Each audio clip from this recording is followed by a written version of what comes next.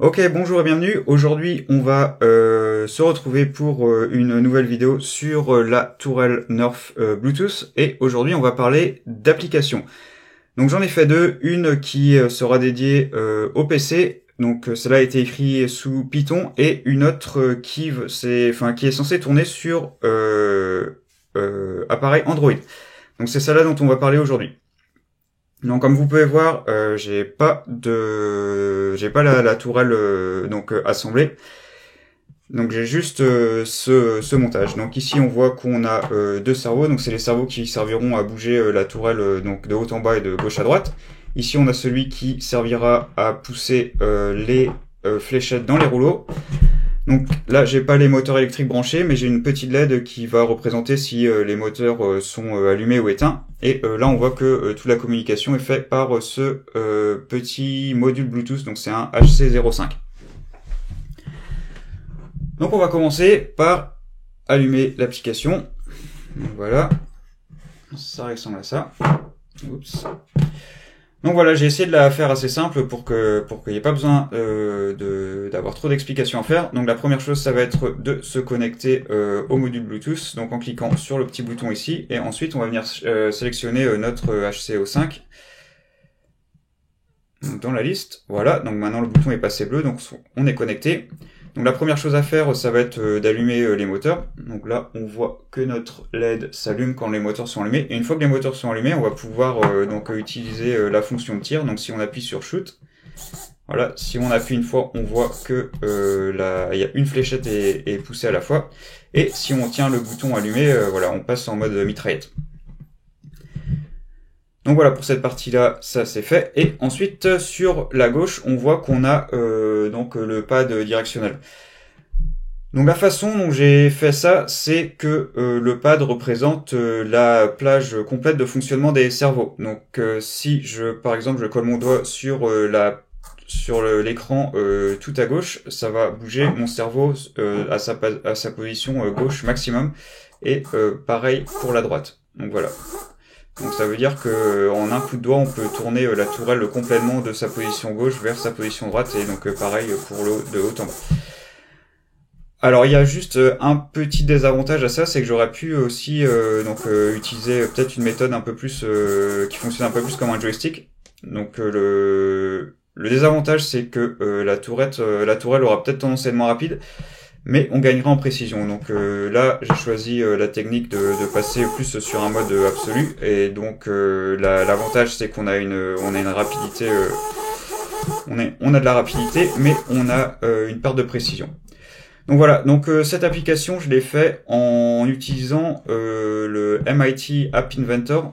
Donc c'est un site web qui permet de créer des applications pour Android, et ce qui est génial avec ça, c'est que même si vous n'avez pas une connaissance du code très poussée, et vous pouvez très très rapidement faire des petites applications. Donc cette vidéo, c'est pas censé être un tutoriel, mais je me suis dit que j'allais montrer vite fait comment ça marche. Donc on se retrouve sur le PC. Ok, donc on va créer notre petite application. Donc la première chose à faire, ça va être de se connecter au site du MIT App Inventor. Voilà, on va cliquer Create App. Voilà, donc la première chose à faire, donc une fois que vous avez créé votre compte, tout ça, moi j'en ai déjà un, donc je suis déjà connecté, ça va être de starter un nouveau projet. Donc on va l'appeler tuto. Voilà, donc ça devrait démarrer.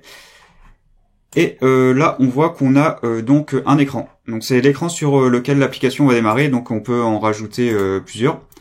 Donc la première chose à connaître, c'est que on a on va dire deux côtés sur ce créateur d'application.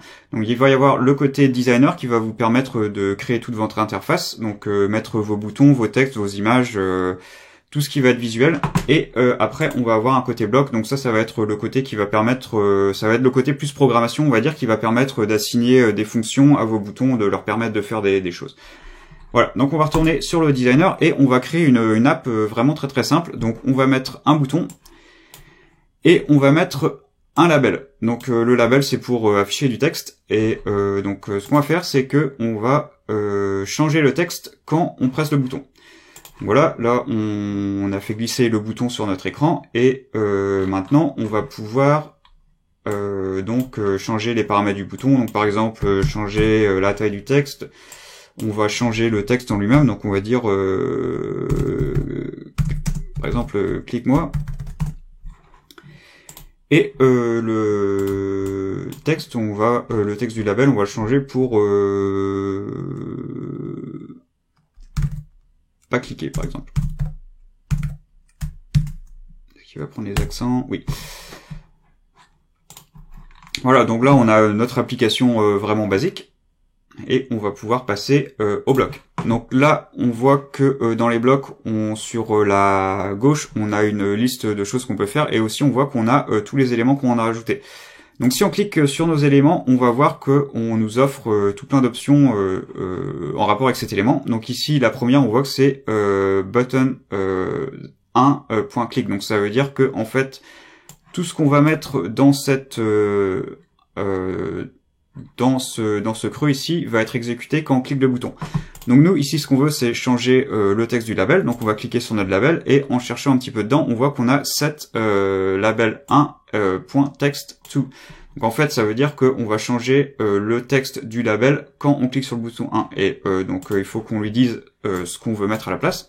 Donc ici on va venir chercher un nouveau texte et on va venir écrire par exemple cliquer. Voilà, donc c'est pour nous indiquer qu'on a bien cliqué le bouton. Et normalement, juste avec ça, on devrait donc avoir la fonctionnalité qu'on veut au début, donc de changer le texte du label quand on appuie sur le bouton. Donc ce qu'il nous reste à faire, c'est de compiler l'application. Donc on va faire build et puis on va générer un QR code qu'on va pouvoir revenir scanner directement avec le téléphone et télécharger ça directement. Donc c'est ce que je suis en train de faire. Ça peut prendre 1 ou 2 minutes de construire l'application. Voilà, donc là je viens de scanner mon QR code, donc je vais appuyer download, open, install, et ensuite on va faire open. Donc voilà, là on est sur notre application, je sais pas si vous voyez très bien, et donc on a bien notre bouton et notre label, et maintenant si on clique notre bouton, et voilà, on a changé le texte de notre label. Donc voilà, là c'est vraiment une application très simple, évidemment ça n'a aucun intérêt, mais c'est juste pour montrer que vraiment en moins de 5 minutes on peut déjà commencer à faire des petits trucs un petit peu marrants. Donc voilà, c'est tout, merci d'avoir regardé et je vous dis à la prochaine.